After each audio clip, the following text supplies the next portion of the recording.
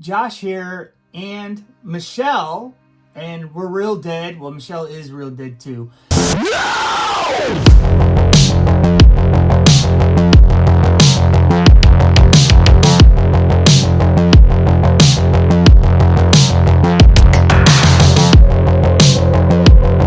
And it says on the hat. And we just went and seen the brand new movie, Sinners.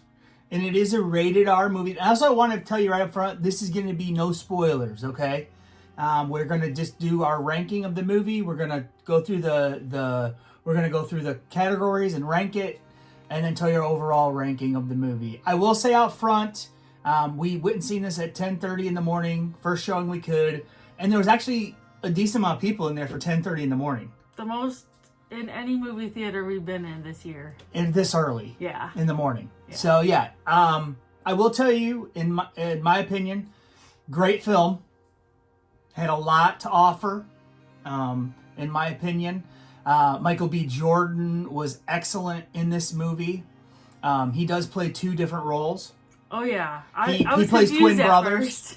He's twin brothers in this. Michelle didn't really see a lot about this movie before going into it. I don't watch any trailers because I think the trailers give away too much.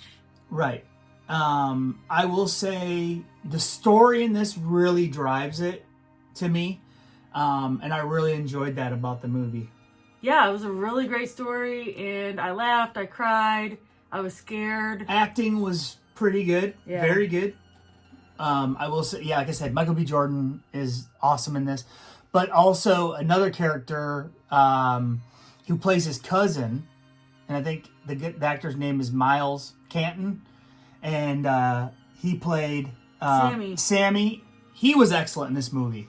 I think he actually almost probably stole the show, in my opinion. The cousin of Michael B. Jordan, he was great in this. So now let's get to the categories real quick, Michelle. Sure. And then we'll give our final ranking in this movie. So we do a ranking of the movie by 6 categories, and we have them here. We're gonna give you a ranking between 1 and 5. And then we're going to average them at the end between me and Michelle. So the first category is story and plot. Evaluates the narrative structure, originality, pacing, and emotional resonance. I don't know how to say it. So Michelle, what is your ranking on that and some thoughts about that? Story and plot. I'm going to give it a 4.5. Can we do halves? Yeah. Okay. I will also give it actually for me, I'll probably give it a 5. Okay. I think it was that good.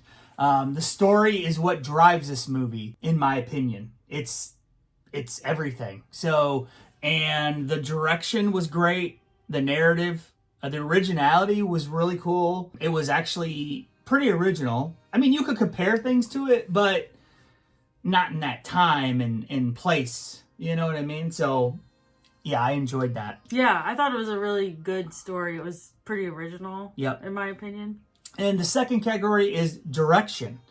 Assesses the director's vision, storytelling ability, and execution. Excellent. Yeah, what would you give it? I'm gonna give it a 5. Okay. I'd also give it a 5. Right. I thought, I could see how people might think that the beginning is a little slow moving, but really that's setting it up for the whole thing. Yeah. You know? Yep. I think it's all a build and it all works. And even though the movie's longer than 2 hours, I never felt that way. No, I didn't at all. The next category is acting. Focuses on the performance, chemistry, and believability of the cast. I'd say some of the actors have a lot more connection, and you feel it big time, especially between 2 different characters. One of the twins and his girlfriend. Mm-hmm. You definitely feel the connection. The cousin with his cousins, you feel that connection. You just feel the connection to these people, in my opinion. So, and just like the community around this and everything that they deal with the Jim Crow laws and everything else. You feel all that. And, yeah, it's pretty powerful, in my opinion. So, I would say the acting, I'll give it a 4. Okay. I'm giving it a 4.5. Okay. Next is cinematography. Looks at the visual style, camera work, lighting, and overall aesthetics. 5. This is incredible shots of different landscapes, shots of different events going down in the movie, different ways of showing that. This makes for some intense scenes and some beautiful scenes overall. Yeah, I agree. I'm going with 4.5. I think it was excellent. Okay, 5. Music and sound. Reviews the soundtrack, score, sound design, and how audio enhances a story. Music is a big part of this movie, and it's all really good. And I love it. I seriously, I think it's great. I'm a 5 on it. I think I'm a 5 on it as well. It's really centered around like blues, but also brings in like a lot of like modern stuff and older stuff. So Right, because there's a reason for that. At first, there's a certain scene, and I'm like, wait a minute, what? And then I'm like, oh yeah, that's what they said, so it all makes sense. Yeah. And that's one of the reasons why this person was a target. Yeah. Right. Yeah, it was awesome. So the next one is 6 is Kills. Quality, originality, practical effects, CGI. I will say it's probably lacking here the most because this isn't what the movie's about. But it makes for a cool story. I like the blood in it. I thought it was decent. The look of the villains was really cool. I thought the CGI wasn't overdone. I'm pretty sure they did pretty like a decent amount of practical effect in this. And I'll give this one 3.5.